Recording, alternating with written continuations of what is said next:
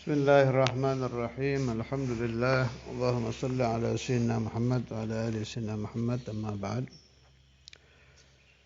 Hikmah yang keempat dari kitab Hikam Sayyidi bin Athaillah As-Sakandari radhiyallahu ta'ala anhu wa nafa'ana bihi wa bi asrarihi في الدارين آمين. قال رضي الله عنه أرح نفسك من التدبير.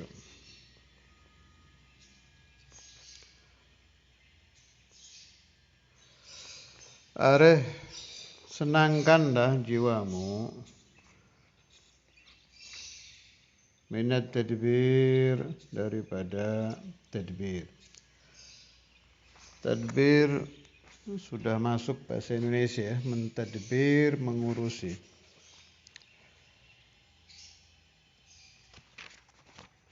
Arih nafsaka minat tadbiri.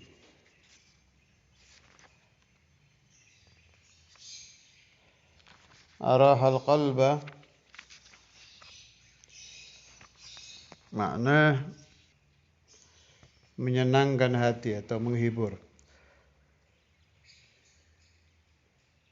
Fama qama bihi ghairuka anka la tagum bihi li nafsika. Jadi kalau bahasa gampangannya gini, udah santai aja. Kalau Allah Ta'ala sudah mentadbir urusan kamu, jangan diatur lagi.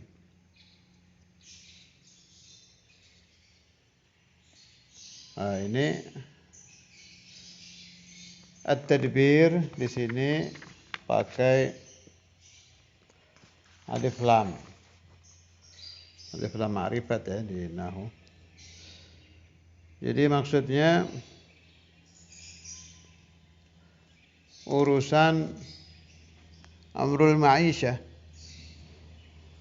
urusan nafkah,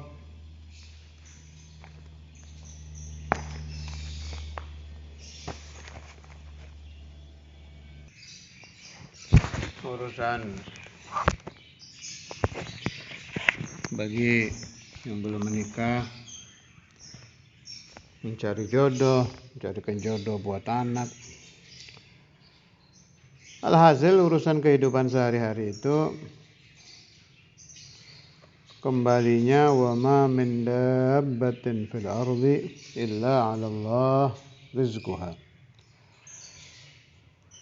Sudah ada yang mengurus, sudah ada yang mengatur. Jangan diatur lagi. Itu maksudnya Imam Ibn Athaillah. Lalu bagaimana? Ada hadis at-tadbir nisful ma'isyah. Mengurus urusan kita itu, nafkah anak istri dan lain-lain itu setengah daripada ma'isyah, penghidupan kita. Sedangkan kita diperintahkan untuk mengurusi si ma'isyah itu. Nah, dijawab oleh syarih di sini. Itu pakai kata-kata areh. Areh itu senangkan. Jadi maksudnya yang dilarang itu kita mentadbir urusan kehidupan kita sampai menyebabkan humum. Sampai kita itu pusing, sumpek. Kalau muncul si humum menunjukkan bahwa kita tidak percaya bahwa ada al-mudabbir. Kalau orang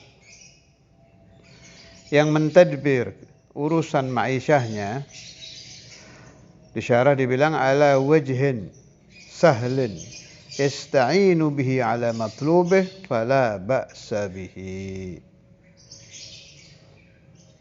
Kalau ada orang tua mengurusi maisha anak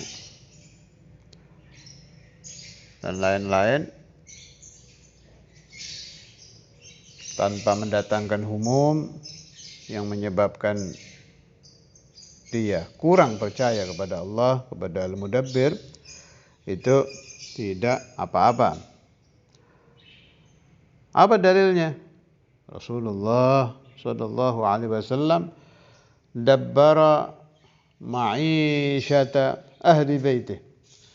Rasulullah sendiri mentadbir urusan ma'isyah keluarga beliau. Nah, tadbirnya Nabi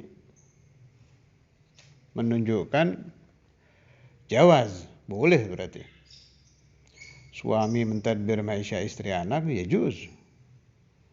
Bahkan harus.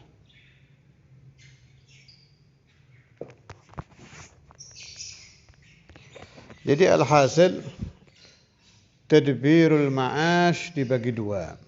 Ada tadbir mamduh, ada tadbir madhmum. Tadbir yang mamduh itu kita mentadbir urusan maisha kita, tidak sampai mendatangkan humum, tidak sampai mendatangkan, kalau bahasa sekarang, depresi, stres, sehingga kita lupa bahwa ada al-mudabbir. Itu yang madhmum. Kalau yang mamduh, misal satu orang nikah. Begitu nikah, wajib nafkah. Fadabbara ma'isyatahu, dia buka toko, dia dagang, dia ini, dia itu. Nah, dagangnya dia, buka tokonya dia, dan lain-lain biasa-biasa saja, mengalir. Hadza amrullah, amranillah, ini tidak sampai mendatangkan humum yang memunculkan pikiran, naudzubillah, bahkan sampai keyakinan bahwa Allah tidak mengurusi dirinya. Itu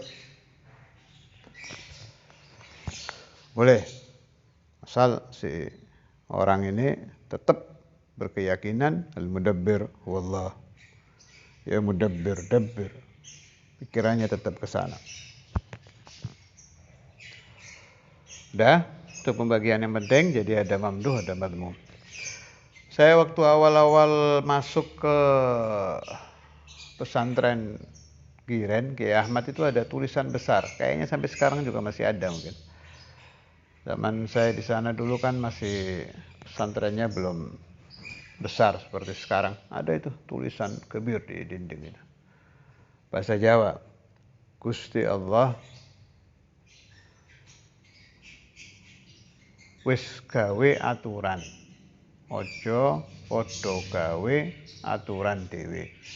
Artinya Allah Ta'ala sudah membuat aturan, jangan kita bikin aturan sendiri-sendiri. Jadi Allah Ta'ala itu sudah mengatur ya. Ini saya berpikir dari Thorof Insanin. Ada yang berpikir dari Thorof Amr Nahi, bisa. Ini saya berpikir dari Thorof Al-Mudabbir. Semua itu sudah diatur oleh Allah Ta'ala. Jadi kalau mendengarkan urian-urian yang akan saya uraikan ini, tetap pegangan sama tadi ya. Jadi tadbir ada dua, ada tadbir mamduh, ada tadbir madhmum, ada tadbir yang boleh dilakukan, ada yang tidak. Jangan sampai mempunyai faham semua dipasarkan Allah, kita tidak berbuat apa-apa, ya ngawur kalau itu sih. Itu sengaja saya taruh di depan, jadi al-aulad bisa membuat mizan. Oh, ini yang mana nih? Ini yang boleh, ini yang tidak. Ini kalau menurut saya sih Imam Ibn Athaillah ini yang diantem hati. Hati harus supaya larinya itu ke al-mudabbir wallah, al-mudabbir wallah. Kalau urusan ajsad, jasad, syariat, ya tetap mengikuti syariat. Nabi SAW dagang, ya kita dagang. Bertani boleh, ya kita bertani, ikuti syariat aja. Jadi Allah Subhanahu wa taala itu mulai kita lahir sampai kita mati nanti itu. Kita lahir nih.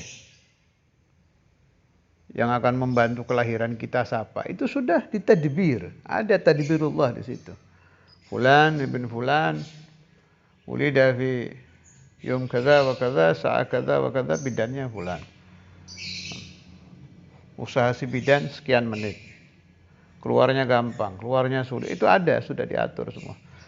Terus dia hidup rezekinya berapa? Dia mau kerja capeknya kayak apa ya rezekinya segitu.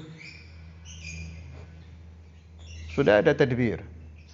Dia kerja dengan setengah capek, ya segitu. Malah ada yang ditadbir oleh Allah Ta'ala, tidak kerja, rezekinya luas. Masya Allah kan, wa ma lam yasha' lam yakun. Ya sudah begitu itu. Siapa yang bisa melawan tadbirullah? Kemudian talabul ilma mathalan. Ada santri, kalau diukur kecerdasannya sama, rajinnya sama, tahunnya belajar di madrasah atau pesantren sama, hasilnya bisa beda itu. Hasilnya beda. Nah, menunjukkan apa? Ada perkara lain, ada zat lain yang mentadbir kehidupan si santri ini. Ala wa huwallah. Syekhuna al-Imam Al-Hafidh Al-Musnid Al-Qutub Al-Habib Abdullah bin Abdul Qadir bin Faqih. Orang-orang yang dekat beliau, yang sering ngawal beliau itu, apalagi yang ngurusi keseharian beliau, pasti kalau yang mulia itu sedang ada humum, lagi ada humum maisha, apa humum masalah pesantren, apa humum masalah dakwah yang berkenaan dengan fulan, itu pasti beliau akan mengeluarkan kata-kata hadza kulluh qada wa qadar busyrak minnak wa ilaik. Itu sering keluar dari lisannya Ustaz Imam. Semua ini qada dan qadar Allah Ta'ala. Terserah kamu, apa yang kamu lakukan akan kembali kepadamu. Saudara Imam itu tadbirnya Allah Ta'ala itu kuat itu. Pemahaman itu di kehidupan beliau sangat kuat. Ya'rifuhu man yajlisu ma'ahu wa yatakallam ma'ahu. Orang yang sering duduk ngobrol dengan beliau itu paham. Sering keluar. Ketahuan kan orang itu hatinya kemana kan. Kalau kita ngobrol tahu ini orang ke Allah. Ini orang kepercayaannya kepada Allah terlalu sedikit. Jadi larinya pasti ke asbab duniawiyah. Kalau Saudara Imam kelihatan itu. Fama qama bihi ghairuka anka la tagum bihi li nafsik. Ghairuka yakni Allah ya. Sesuatu yang sudah diurusi Allah, qama bi ghairuk. Allah Ta'ala sudah melaksanakan untuk kamu. La tagum bihi li nafsik. Jangan engkau kerjakan lagi untuk dirimu. Qala syarih. Kenapa sampai Imam Ibn Athaillah mengatakan famaqama bihi ghairuka anka la tagum bihi li nafsik. Sini sebabnya wa innama khataba al-murid bidzalik li'annahu idza tawajjaha li hadratir rabbi washtaghala bi awrad at-tariq wa a'malih ta'attalat alaihi asbabu ma'ashihi fil ghalib. Sebab rata-rata orang kalau sudah masuk thariqah, sudah mulai tawajjuh ke Allah, mulai jam sekian harus baca ini, jam sekian harus sholat ini, harus puasa ini, puasa itu biasanya ta'attalat alaihi asbabu ma'asyih. Kalau dia punya pekerjaan zahir, apa dia petani, apa pedagang, apa-apa itu kacau biasanya itu. Imma, kalau arti lugahnya ta'attal kosong ya. Jadi imma berkurang ijtihadnya dia di dalam kerja, wa imma sampai kadang hilang. Fayatihi syaitan, maka mendatanginya setan, wa yuwaswisu lahu wa yasiru yudabbiru fi nafsihi umuran la yaga'u aktharuha wa dhalika yushghiluhu amma huwa bisadadihi fayarji'u amma huwa mutawajjihun lahu. Mulai setan datang. Ini gara-gara ente masuk toriga nih, gak bisa ngasih makan anak, kerjaan ente jadi kacau. Mau makan apa? Nah, mulai muncul itu. Mau makan apa anak kamu? Mau makan apa istri kamu? Itu hilang udah, Allahnya udah hilang ini. Ini makanya ada nasihat, fa maqama bihi ghairuka anka la tagum bihi li nafsika. Harus kita jawab, alladzi yuwaswisu fi sudurin nas minal jinnati wan nas tadi itu. Kita jawab, si setan yang berbisik ke hati kita, kita jawab dengan obat. Apa obatnya? Wa dawa'u dzalika kathratu dzikri war riyadhah hatta yarji'a anhu syaitan wa tahsulu lahu ar-rahah min ta'abid tadbir. Setannya harus diusir dengan zikir dan riyadhah, dengan qiraatul Quran bihuduril qalbi, membaca Quran yang bisa mengusir syaitan, itu yang hatinya si qari hadir. Saya pernah dengar Kiai Ahmad waktu taklim tauhid dulu menerangkan tentang, maaf ini tidak niat mencaci hufadzul Quran, tidak. Ini mah buat tanbih saja. Biar orang yang ahli qiraat Quran, yang hafid Quran bangkit untuk naik kepada tafakkur. Ya, Ahmad bilang pernah dengar Mbah Maimun Sarang itu kalam, hafid Quran zaman saiki isone kayak ngusir curut. Jadi hafadzul Quran zaman akhir kalau membaca itu hanya bisa untuk mengusir tikus kecil itu, tikus yang mengganggu di dapur itu. Artinya nggak bisa buat ngusir setan. Itu isyarat kalau kebanyakan hafadzul Quran fi akhir zaman kalau membaca Al-Quran tidak pakai tafakkur, tidak pakai tadabbur, mujarradul qiraah. Orang kalau yaqra'ul Quran tanpa menghadirkan hati, memang menurut pemahaman orang-orang besar ya, seperti Kiai Ahmad, Mbah Maimun, tidak bisa mengusir syaitan. Memang ada pemahaman-pemahaman lain. Tapi ini kan saya sedang membahas hikam ya, jadi ya harus larinya ke sana. Alhasil, untuk menghilangkan bisikan-bisikan syaitan, supaya orang-orang ahli kerja, ahli dagang, ahli tani meninggalkan thariqah demi duniawinya, itu harus dihilangkan dengan banyak riyadhah, banyak zikir, sehingga si syaitan tadi tidak bisa berbisik-bisik lagi. Syekhul Imam Al-Hafidh Al-Musnid Al-Qutb Al-Habib Abdullah bin Abdul Qadir Al-Fiqih radhiyallahu ta'ala anhu pernah menerangkan juga, au kama qala ya, kalau Rasulullah sallallahu alaihi wasallam sudah hadir, syaitan pasti pergi. Artinya min ba'dil asbab, kalau kita sedang diganggu waswasatus syaitan, sallu ala nabi. Au iqra' maulid, iqra'il burda, baca mahallul qiyam, baca salat ala nabi. Pokoknya yang menghadirkan arwah nabi aja. Kalau sampai ruh Rasulullah sallallahu alaihi wasallam hadir, pasti hilang itu. Waswasatus syaitan. Sebab itu was-was dari setan itu bahaya ya. Orang bisa keluar dari thariqah gara-gara waswasatus syaitan.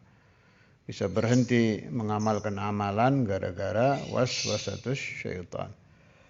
Benar ini si Syarih Hikam ini yang mengatakan wadawa'u dzalik, harus diobati memang itu. Dihilangkan. Yang bahaya kalau setannya betah ya, betah di hati sampai hidup di situ. Faka'anna baitul murid baituh. Itu yang serem. Malah katanya wa aktsarun nas fi akhiriz zaman qulubuhum buyutus syayatin. Na'udzubillah tsumma na'udzubillah. Jadi setan itu yuwaswisu untuk orang-orang soleh. Baru dia berbisik, nanti ini yadhkurullah kabur. Mengganggu, yadhkurullah kabur.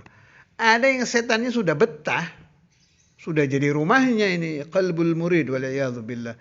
Sudah jadi baitus syaitan. Oh, kalau yang begitu ngeluarkannya susah itu. Sudah 24 jam di situ. Na'udzubillah, thumma na'udzubillah. Wa ala dzikri syaitan, saya dengar dari almarhum Muallim Ali Wafa, Imamul Habr Habib Abdul Qadir itu kalau melihat santri-santri Darul Hadis, jelas waktu itu yang Bang Arab maksudnya, yang rambutnya panjang itu, Imam Al-Habar pasti nyebut ini asy-syaitan yata'ashshash fi sya'r, atau qala asy-syaitan, kadang pakai kaf, asy-syaitan yata'ashshash fi sya'rik. Setan itu bersarang di rambut kamu. Itu kata Muallim Ali Wafa, nahan dalam Darul Hadis waktu itu na'taqid bahwa Imam Al-Habr al-Qutb al-Habib Abdul Qadir bin Ahmad al-Faqih yashuf, kelihatan itu. Bila beliau Imam Al-Habr itu ngomong gitu memang kelihatan setannya. Masya Allah. Walidzalik yuhib, kalau anak-anak itu waktu itu mencukur rambut sampai habis gundul. Yahlik sampai ada apa itu man halak 40 yaum, man halak 40 yauman min yaumil arbi'a bayakun aliman dan lain-lain. Itu F3 adalah aulad juga kita, saya, antum, talamid ma'had, lazim na'taqid bi anna al-imam al-Habr al-Qutb al-Habib Abdul Qadir bin Ahmad al-Faqih termasuk orang yang mukashif. Memang kelihatan syaitan.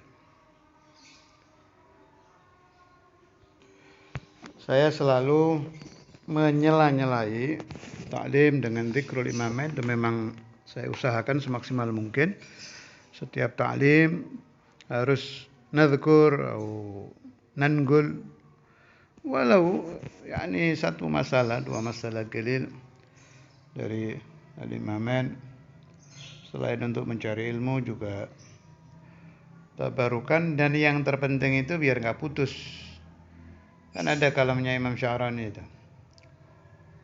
al-murid yang satu hari saja tidak membaca wirid yang diijazahkan gurunya, in qata'a anhu madadu syaikhihi fi dzalikal yaum, terputus madad gurunya untuk hari itu. Jadi antum satu hari tidak baca rotib itu, ya udah hari itu putus. Ini enggak tahu angka madadul imamain hari itu. Kadzalik fit ta'lim. Ini saya yang ngomong kalau ini. Kalau orang mengajar tidak suka menukil dari syekhnya, dari gurunya, berarti mengajarnya dia tidak mendapatkan madad, ini saya loh yang ngomong, bukan Imam Sya'rani. Pemahaman saya ini. Tidak mendapatkan madad dari si syekh. Nah, caranya bagaimana? Kan tidak semua masalah kita punya nukilan. Ya, semaksimal mungkin cari, boleh.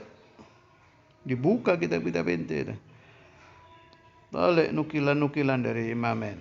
Nah, kalau tidak ada, cari dari guru imamen. Nggak ada lagi dari syekh. Pokoknya yang ittisal. Maksudnya umpama dalam masalah ini nggak ada nukilan dari Ustadz Imam atau Imam Al-Habr. Cari dari guru-gurunya kan banyak itu. Dari Habib Abu Bakar, Habib Muhammad bin Hadi, fulan. Nggak ketemu lagi, atasnya lagi. Gurunya Habib Abu Bakar siapa? Habib Ali bin Muhammad Habsyi. Nggak ketemu dalam masalah itu, cari atasnya lagi. Pasti ada itu, nggak mungkin tidak ada. Naam, umpama tidak ketemu, Anda menukil dari Imam Syafi'i, sama saja berarti Anda telah menukil dari al-imaman, annahuma ala madhhab Syafi'i. Naam, kalau Anda menukil dari Imam Ghazali, berarti Anda sudah menukil dari al-imaman. Lianna ma qalahu al-Imam al-Ghazali qalahu al-imaman. Wa hakadha, lakin al-umdah fil ghurub. Jadi gini, pemahamannya gini. Kalau isnad hadis, ya, isnad hadis itu yang paling tinggi kan yang paling dekat kepada Nabi. Itu udah paling tinggi itu. Semakin dekat an fulan dan Nabi sallallahu alaihi wasallam. Makanya sampai ada ijazah pakai isnad min tariqil jin gadi syamhurish. Itu karena mendekatkan isnad si pembawa isnad kepada Nabi kan. Nah, tapi kalau urusan madad, ini semakin banyak yang Anda nukil, semakin banyak dapat madad. Beda urusannya itu. Asrar. Jadi kalau bisa dipanjang-panjang, semakin panjang isnad Anda di dalam menukil wirid wali, ya. Jadi kalau bisa dipanjang-panjang ini, semakin banyak madadnya. Contoh, Anda mendapat ijazah Dalailul Khairat dari Ustadz Imam. Ya, Ustadz Imam dari Imamul Habr. Jangan berhenti di situ. Ustadz Imam kan mengambil juga dari Habib Abu Bakar, dari fulan. Fulan ini dari mana nih? Atasnya lagi. Jangan satu. Ini dari fulan. Semakin banyak ijazah Anda dapat, yang asalnya dapat madad dari satu pohon isnad itu paling sekian puluh, kalau perlu yang ratusan, kalau perlu sampai ribuan dari banyaknya isnad. Karena tujuannya adalah madad. Li'anna al-umdah fil madad kathratur riwayah, memperbanyak madad. Panjangnya riwayat memperbanyak madad. Tambah jauh, macam-macam ini riwayat, tambah banyak madadnya. Beda dengan isnadul hadis. Semakin sedikit, semakin dekat kepada Rasulullah sallallahu alaihi wasallam, semakin tinggi derajat isnad itu. Hadza ma aqulu lakum, tolong diperhatikan tadi ya buat talamil Darul Hadis, talamil Indramayu, bahwa usahakan kalau Anda sedang ceramah, sedang mengajar, sedang memberi nasihat, unggul walau ma'nan wahidan, walau kalimatan wahidan, walau mas'alatan wahidatan minal imamen, semaksimal mungkin. Otomatis selagi Anda di pesantren, aksir, cari nukilan, tidak akan rugi Anda, tidak akan rugi. Tambah banyak nanti dapat madadnya. Malah saya dengar dari Syekhuna Ki Ahmad, kalau kita menukil kalam wali, Ustadz Imam, Imam Al-Habr, apa siapa, itu ketika menukil itu istimdad itu. Kata Ustadz Imam gini ya, itu saat kita ngomong itu dapat madad itu. Dapat madad. Istimdad ruhani, istimdad nurani. Jadi jangan dipikir madad itu hanya dengan khidmah, hanya dengan baca wirid, menukil kalam pun itu istihdhar, menghadirkan madad. Malah kalau yang sofa gak dihadir si wali yang kita nukil kalamnya itu. Itu saya baca di Tadhkirun Nas sampai di mana itu. Ada satu habaib allamah biasanya tagrir. Jadi kalau ada majelis, ada orang baca qasidah itu mengomentari Biasa kan itu kayak di majelis-majelis di Jeddah, di Haramain, di Yaman, saya hadir kan kalau ada munsyid baca, habis itu siapa yang alim mengomentari. Si Alama ini biasa begitu. Tapi satu waktu diem aja. Gak berani komentar apa-apa. Yaskut ila akhir al-majlis. Falaman qabdal majlis ditanya, dibilang lianna fulan lamma qara qasida al-Habib al-Imam al-Qutb Abdurrahman bin Abdullah bin Faqih hadar ruhu. Lama dunia yahdur fa ana askut adaban ma'ah. Saya diam karena ta'aduban dengan beliau. Terus ada fulan lagi min al-fulan juga kakeknya datang. Fa ana askut adaban ma'ahu. Mana apa yang dapat kita ambil faedah dari riwayat tadi? Idza nagalna kalam fulan au qara'na syi'ran min asy'aril fulan, kalau si fulan ini min ahlil wilayah, itu datang. Jadi kayak kita baca Fatihah gitu, kayak kita baca wiridnya, menarik kehadirannya.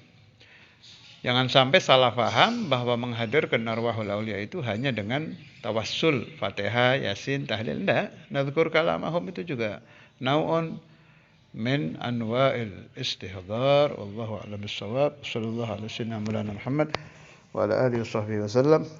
Walhamdulillahi rabbil alamin.